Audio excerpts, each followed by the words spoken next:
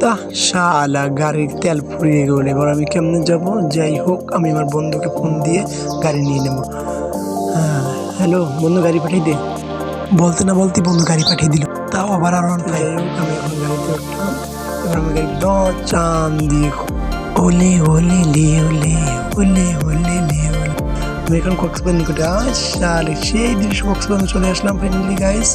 কক্সবাজার সেই দৃশ্য দেখো।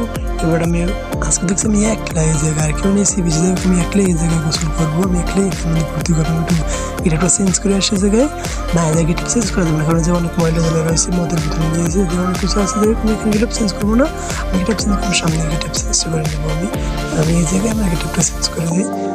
কারণ আমার মনে হচ্ছে আমার ব্যাগে অনেক কিছু দামি জিনিস আছে, সেগুলো আমার বেঁচে যাবে না। যাই হোক, আমি আমার গেটআপটা ফাইনালি আমি আমার গেটআপ চেঞ্জ করে নেবো। আমি গেটআপ চেঞ্জ করে নেবো।